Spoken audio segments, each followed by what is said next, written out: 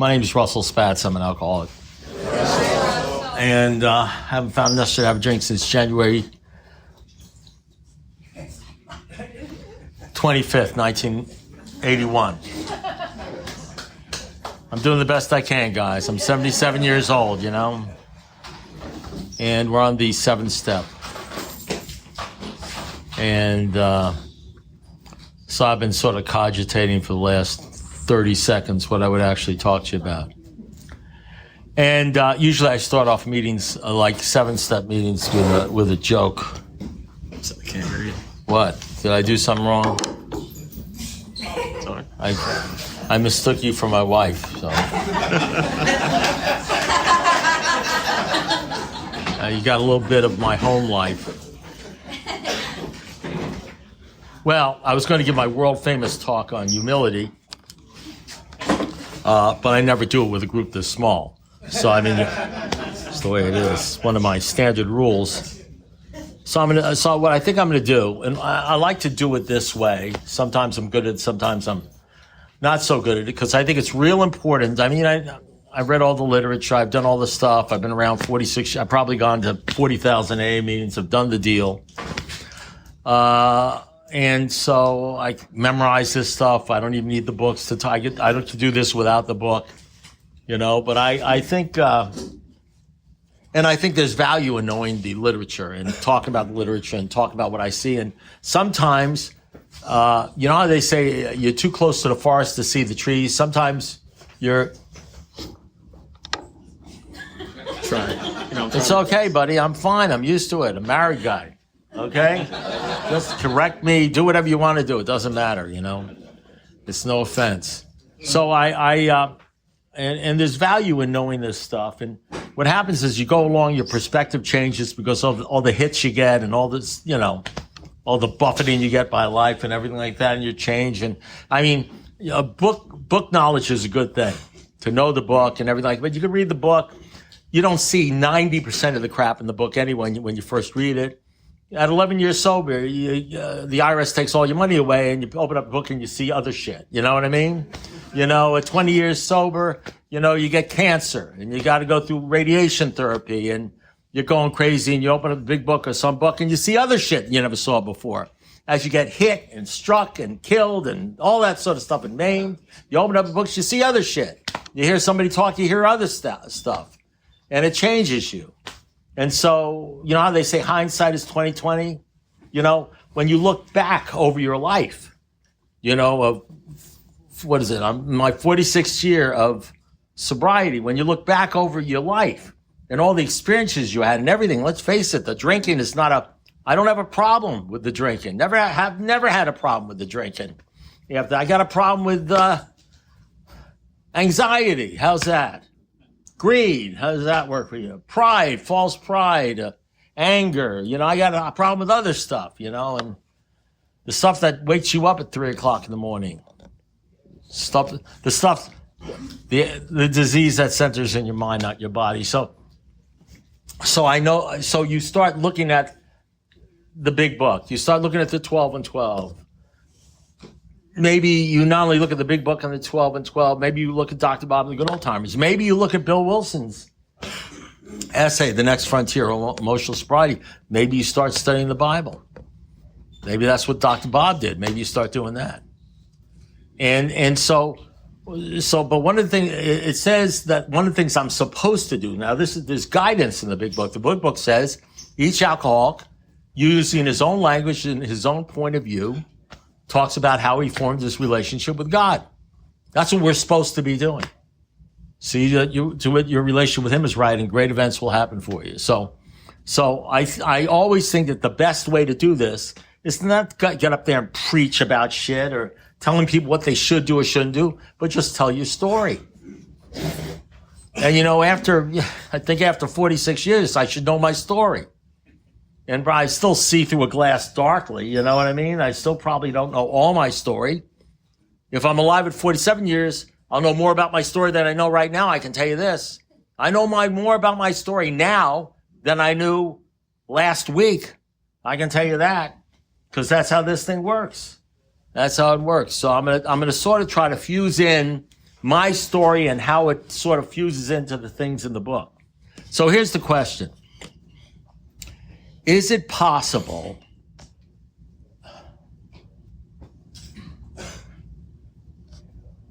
for two people to work the program of Alcoholics Anonymous completely differently, doing all the steps exactly as they're written down, completely differently, and wind up in a different place?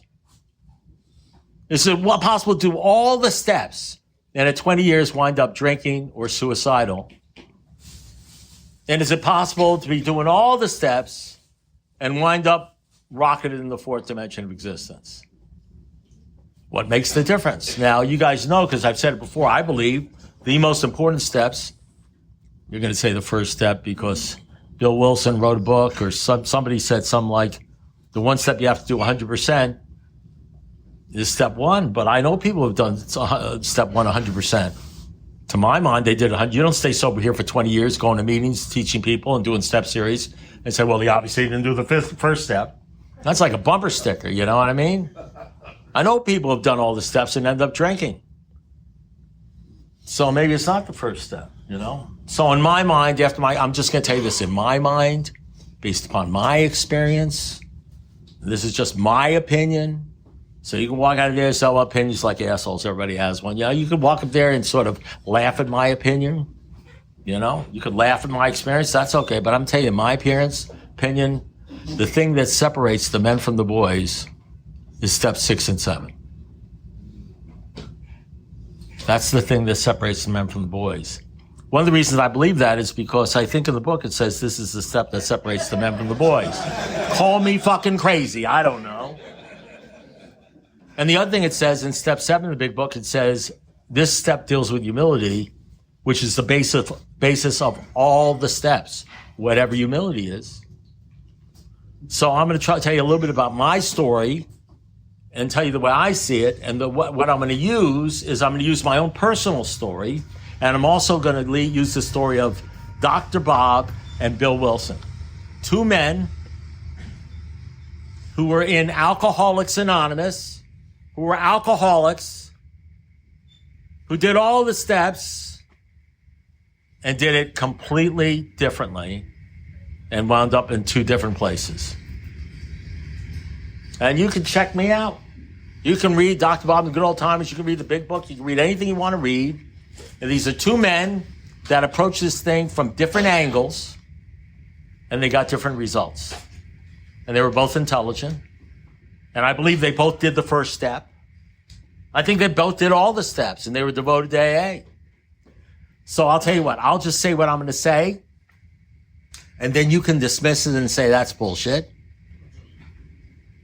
Or I'll say what I'm going to say, and you can walk out of here saying, that guy made fucking sense. And then you're going to have to deal with the deal. You're going to have to think about who you're modeling yourself after. You're going to have to figure that thing out. And that's for you to figure out. I'm not going to figure it out for you.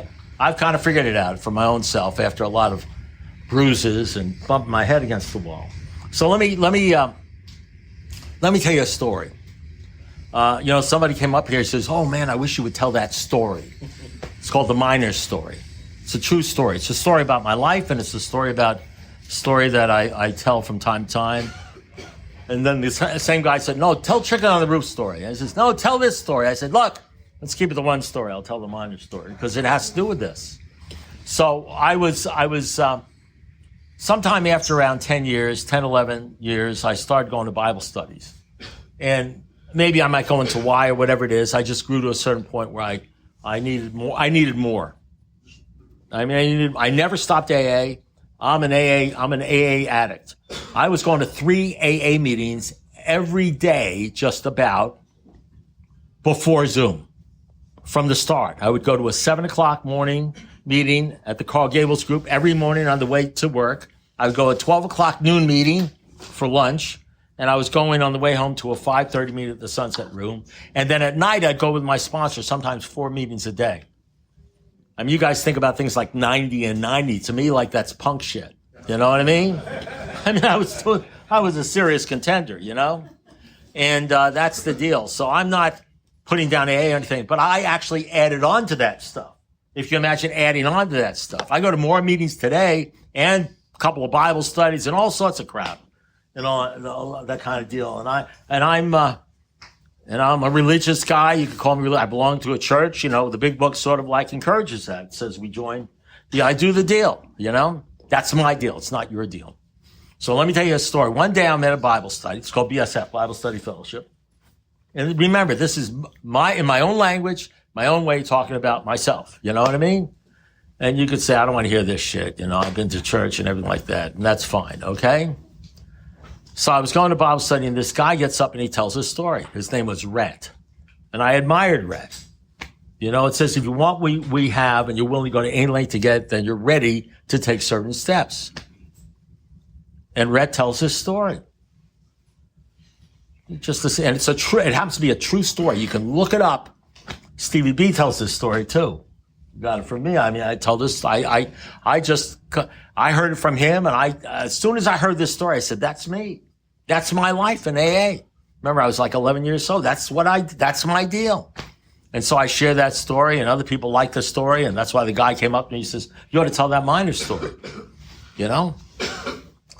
And because it doesn't have anything to do with religion, it has to do with something else. Maybe it has to do with separating the men from the boys. Maybe it has something to do with humility. Maybe it has something to do if you want what we have and you're willing to go to. Maybe it has to. I think it has. To me, it's the key.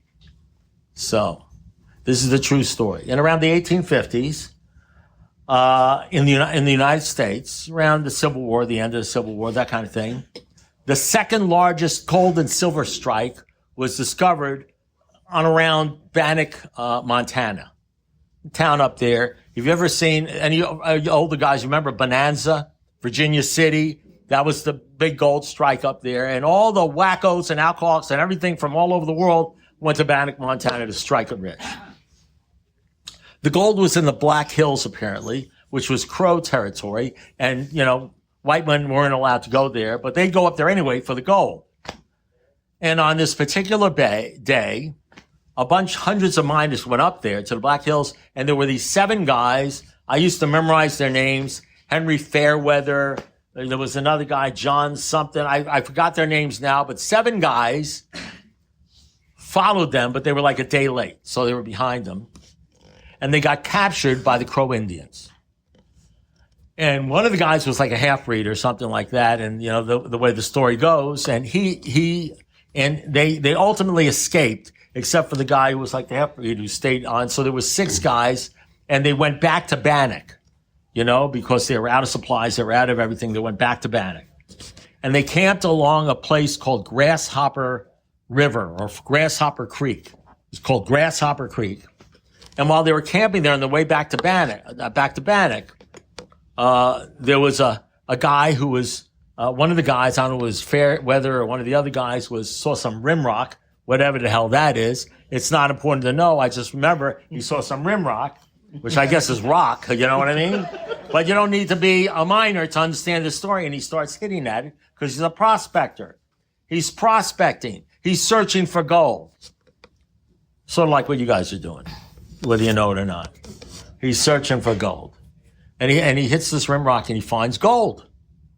And he keeps on doing, he finds more gold. And the guys come back and they start prospecting that whole day and they find a ton of gold. It's like if you went to your backyard and all of a sudden you found $2,000 worth of gold in your backyard. I mean, you're digging up that shit. They found all this gold and they're all excited. They're all going crazy. They realized they had hit like a strike, like the mother lode. That's something big.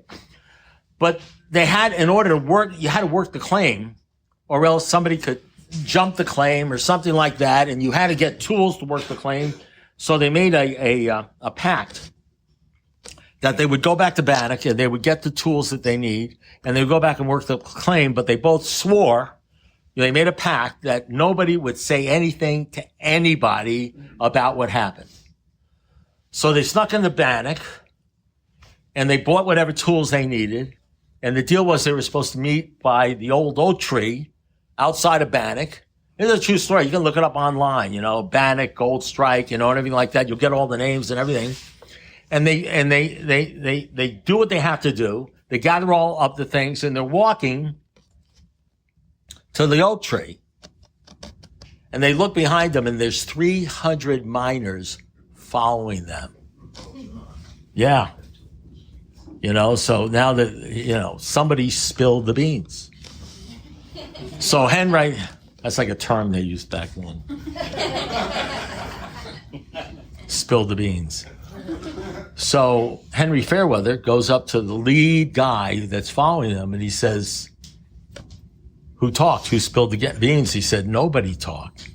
He said, nobody talked? He says, no. He says, we could see it in your eyes. We knew you had hit the mother lode. They couldn't contain their joy and excitement. Just like you probably couldn't if the same thing happened to you. These guys were geeked out. They were going crazy. And so you ask me, why am I sober? Why am I the way I am today? Because I've been following them fucking miners. I haven't been following the thumb-sucking crybabies or the agnostics or the atheists or the half measures will do you whatever. I followed those guys where you could see a gleam in their eye. They were always the same. They were never up or down. They were always helping. I recognized the guys, and I said, that guy has hit the mother lode. Now, Alcoholics Anonymous number 3, which is Bill Dotson, the man on the bed. Remember the man on the bed? And Bill Wilson is sitting there. There's portraits of him, and I don't know where they have it here. I think they have it in the bathroom. Yeah, there, it's right up there. There's Bill Wilson, there's Dr. Bob. They have the Bible out. They have the Bible out because back then that's all they used. And there's the man on the bed. And his name is Bill Dotson. Bill Dotson is Alcoholics Anonymous number 3. He gets sober. And in his story, check this out. He says, I was sober, but I knew there was something more. Something I hadn't got. A release, a happiness, something a person ought to have. Because believe it or not, you can get physically sober and find yourself at 90 days or 6 months still fucking crazy. It's possible. Trust me. You can find yourself at 46 years kind of crazy too, And so Bill Dotson was trying to figure out what the secret was. You know what the secret is? How to get 46? How do I get 46 years in 4 weeks? There's got to be a way of doing this thing. What do they got? And Bill Wilson comes to visit him and his wife, Henrietta. And this is in Alcoholics Anonymous number 3. You can check it out. And he says, I was listening. I was trying to find the answer. That's why I went to meetings. I went to meetings like this, following guys around that were doing this stuff that I respected, that I knew had something I didn't have, because I wanted to try to find the answer. I figured I'd be sitting there and he would say something. I said, man, that's the answer. And he's sitting there and he's talking to Bill Dotson's wife, Henrietta. Not Henrietta Seiberling. That's a different Henrietta. Apparently a very popular name back in Akron, okay? But in any event, so he's sitting there and he's talking to the wife, and Dotson's listening, and this is what Bill Wilson says. This is a statement. And AA actually has a name for it. It's called the Golden Text of AA. It has a name for it. The Golden Text. This is the Golden Text of AA. Now, I want you to listen. This is Bill Wilson, our fearless leader. And this is what he says. Henrietta, I want you to listen to this. The Lord has been, he doesn't say the higher power. He doesn't say the man upstairs.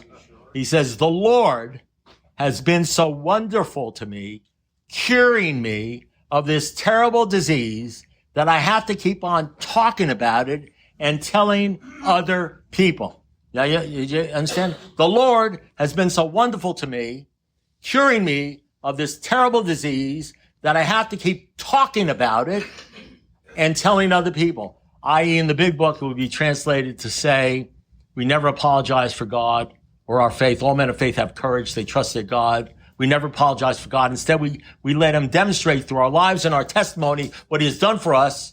And once we begin to outgrow fear. It's the same statement, like a little bit modified because the Lord is not in there. You know what I mean? But there was nobody there. See, but the traditions weren't around, so there was nobody there to beat the shit out of Bill Wilson and tell him, say, you're not allowed to say Lord.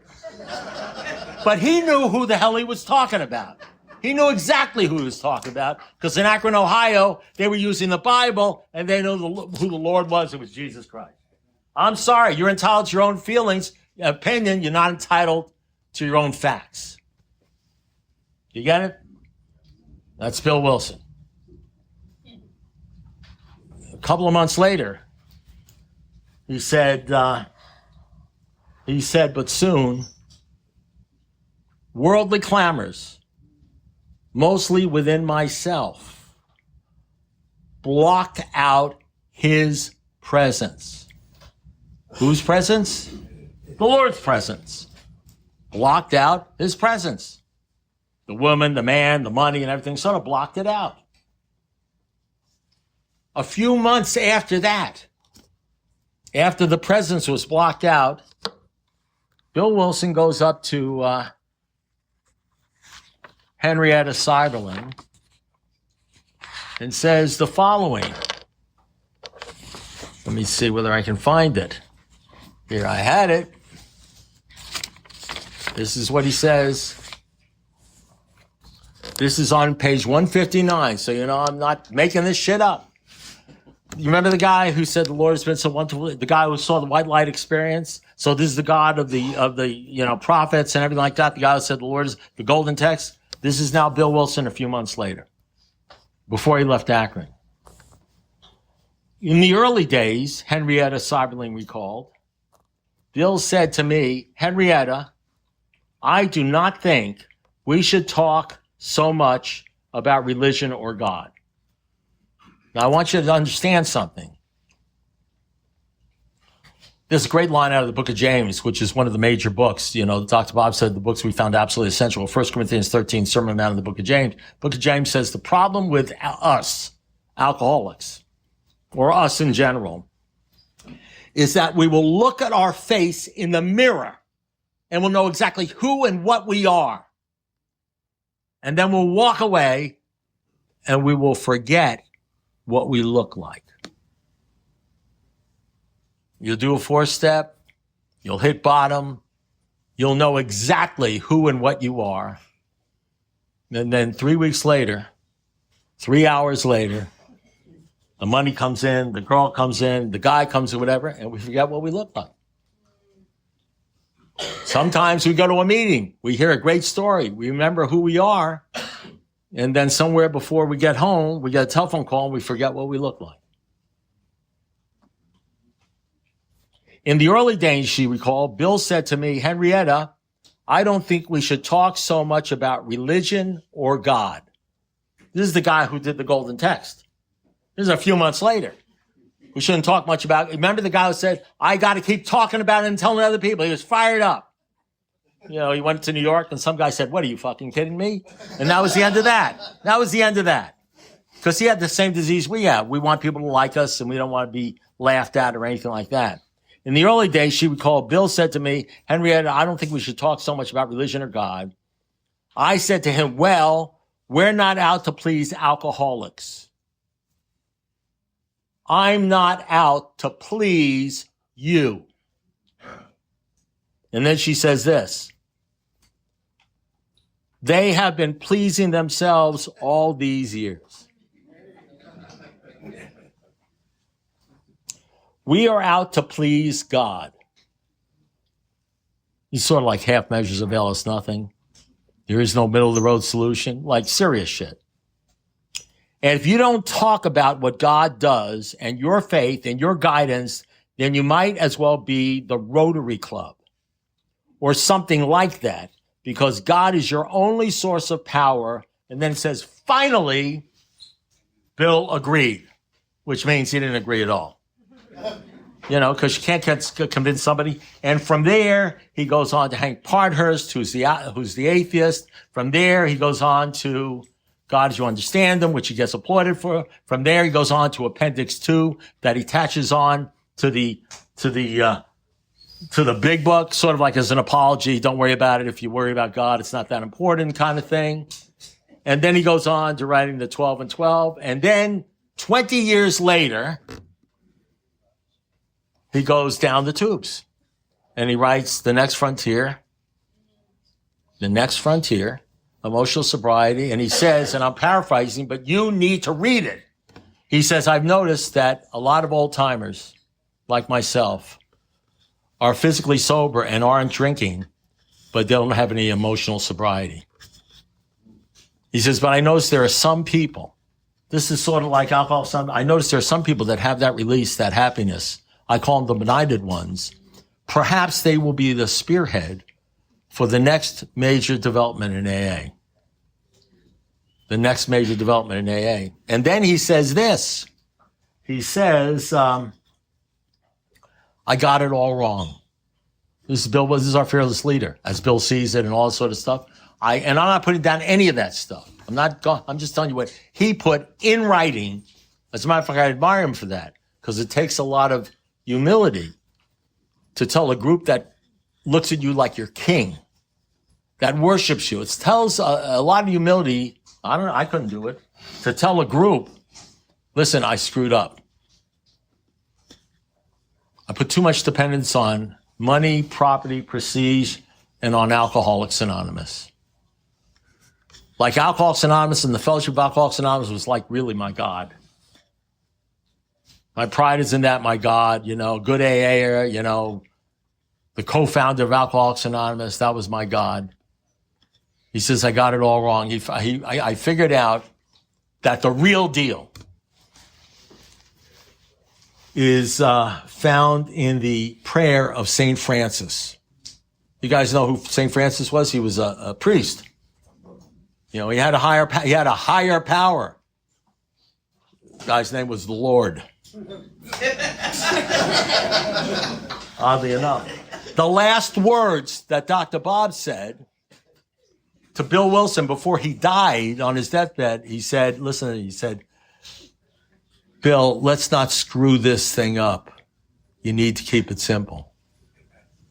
There is one who has all power, and that one is God. May you find him now. The 7th step says this. Humbly ask God, ask him to remove your shortcomings. You remember, isn't that what it says? Who's him? Who's him?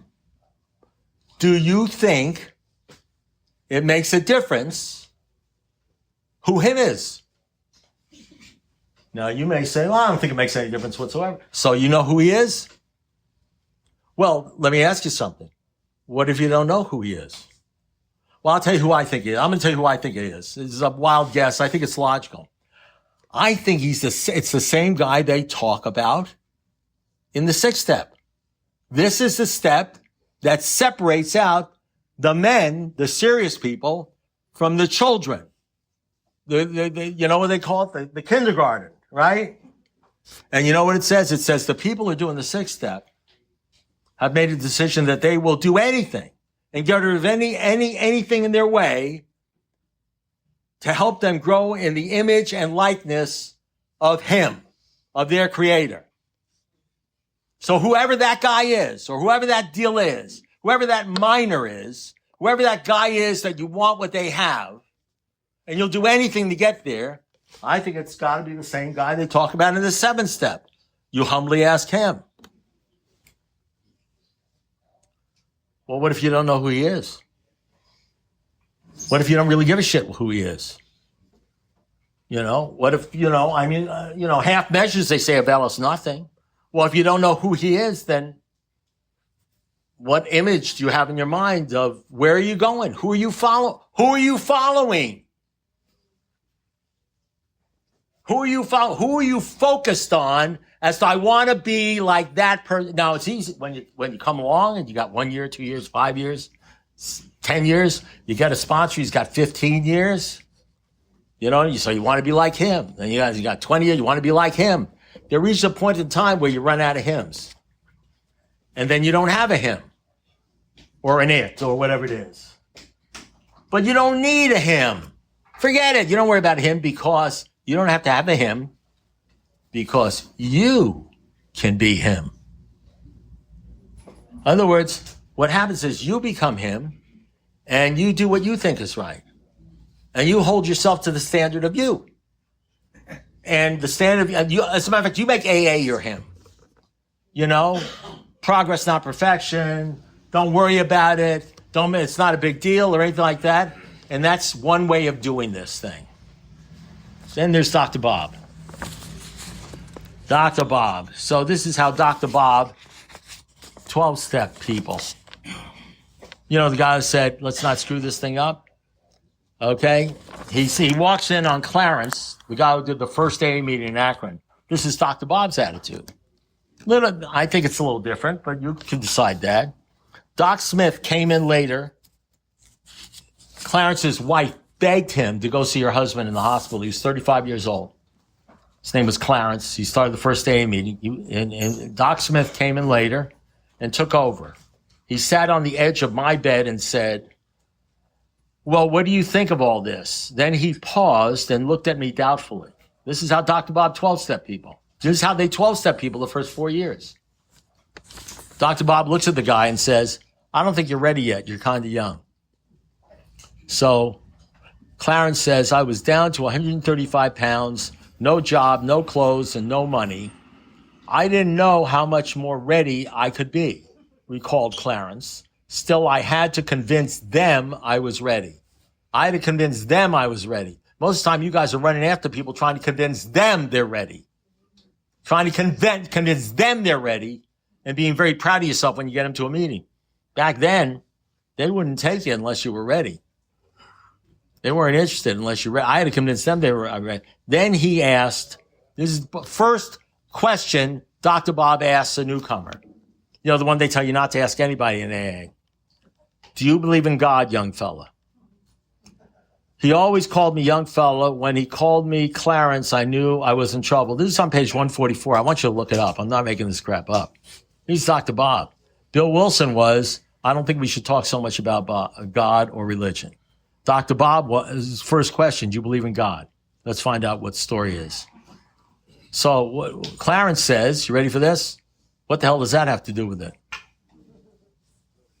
So Bob says, everything. Doesn't give a long speech, says everything. Well, I guess I do. Good enough for me, not for Dr. Bob. Guess nothing. Either you do or you don't. Yes, I do. That's fine, Dr. Bob replied. Now we're getting someplace. All right, get out of bed by the hospital bed and get on your knees. We're going to pray. I don't know how to pray. And this guy, full of excuses, but it's okay. It's probably true. He probably didn't know how to pray. I don't know how to pray. I guess you don't, but that's all right. Just follow what I say, and that will do for now. And he gave his life to God right from the bed. As a matter of fact, you couldn't go to a meeting in AA for the first 4 years unless you got down on your knees in front of everybody. We're not talking about any white chip shit. You had to get down on your knees in front of the whole group and give your life to God. I'll tell you, I don't know what those meetings were like, but I'll bet at those meetings there weren't some clown in the back standing up saying, well, if that had said that to me, I wouldn't have been there, because he wouldn't have been there. I guess you don't, but that's all right. Just follow what I say, and that will do for now. I did what I was ordered to do. Clarence said there were no suggestions. You know what it means when an alcoholic does what he's told to do? You know, our chief characteristic is defiance. You know what it means when an alcoholic does what he's told to do? That's my best definition of humility. My best definition of humility is when somebody tells you something and you do it even though you think it's stupid. Dr. Bob was always positive about his faith, Clarence said. If someone asked him a question about the program, his usual response was, what does it say in the Bible? Suppose he was asked, What's all this first things first about? Dr. Bob would be ready with the appropriate quotation. Seek ye first the kingdom of God and his righteousness, and all these things will be added unto you. That's Dr. Bob's sobriety from beginning to the day he died.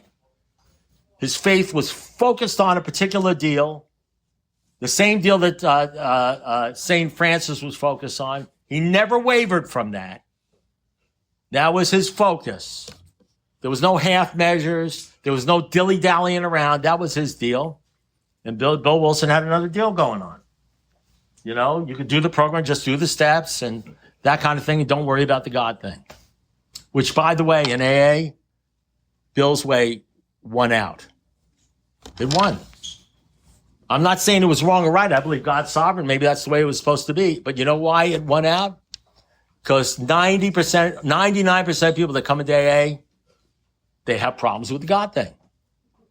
So if you offer them the Bob Smith way or the Bill Wilson way, they're going with Bill Wilson every day of the week, as did I. As did I. And they get mad at anybody who talks the way I talk. I get that. Bill wound up almost suicidal. Bob wound up saying to Bill, let's not screw this thing up. He saw what was happening. You know, they wound up in different, they did the same program of recovery. But the only difference was Bob knew who he was and Bill didn't have a clue. Just gave lip service. Not putting down Bill. Listen, you read it for yourself. You come to your own conclusions. Don't be brainwashed. I worship Bill Wilson. I worshiped the big book. Everything I did was big book, Bill Wilson, everything like that. And you know, some of it was good, kept me sober for like 10, 15 years. And then one day it started breaking down. Not because I didn't know how to do a 4-step, not because I didn't go to meetings, not because I didn't sponsor people. As a matter of fact, because I did all that stuff, it's true. Nothing so ensures sobriety as intensive work with alcoholics. And I did all that stuff. You know why I did it? Yes, it gave me some pleasure and things like that. I did it in order to stay sober. You get a little bit older, there's going to be some shit coming in your life.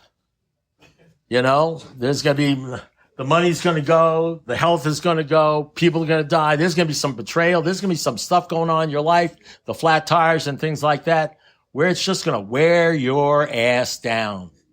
For many of you, it's happening already and you haven't even noticed it. All you've noticed is you're not drinking, you're picking up medallions, but you're not happy with your sobriety. As a matter of fact, you're trying to figure out what's wrong. You know, so here's the question. I followed the Bill Wilson deal and the whole thing until around 10 or 15 years when it started breaking down. And then I looked and I asked somebody else. If you want what we have and you're willing to go to any length to get it, and I asked somebody who had something I wanted. And they said, you need to do something more. You need to go, and that's how I started going to Bible study. And that's how I started doing that thing. That's how I got, so for the first 10 years or 12 years, I worshiped Bill Wilson. And for the last 30 years, I focused on Dr. Bob. That's just my story. I'm a Dr. Bob guy. We started a new meeting. It's called Dr. Bob's AA. It's on Zoom. Dr. Bob's AA. And we tell people to read page 139, 159 in the thing I just read to you. It's about the Rotary Club. And you know what I say? This is a Dr. Bob meeting, not the Rotary Club. Not the Rotary Club. We got people from coming all over the United States, you know, the world. They want to know what Dr. Bob had to do with this deal. You know, that's my story. So here's the question. Now, I have a sponsor. I have an earthly sponsor. I have a man who's got like 60 years, who I love, who's a great guy. And you want to know something? We talk every once in a while. I love him. He loves me. And you know what we talk about? We talk about the Lord because he and I have the same higher power. You know what I mean? That's the deal. You know, because I want what Dr. Bob had. I don't want to have what Bill had when he started falling apart. I want the other deal. That doesn't mean that you have to want that. And you could say it's all crap and everything like that. And it's a bunch of brainwashing stuff. And maybe you'll be right. I mean, we're all guinea pigs in here. You see how it works out for you. You know what I mean? You're all guinea pigs. You know, there's only going to be, out of a couple hundred people, how many people do you think are going to make 40 years or 30 years? Like 3, 2, something like that. You're gonna figure this thing out. Trust me.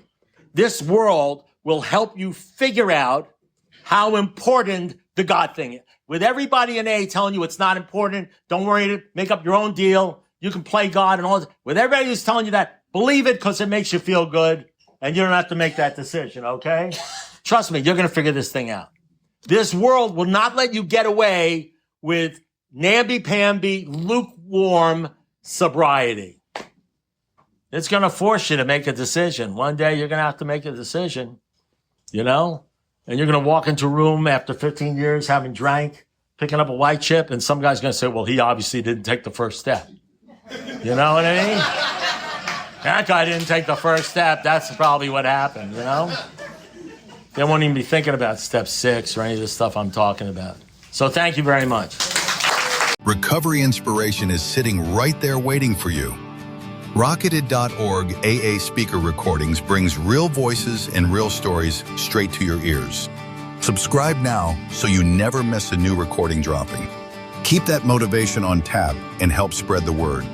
Hit subscribe and let recovery find you every single day.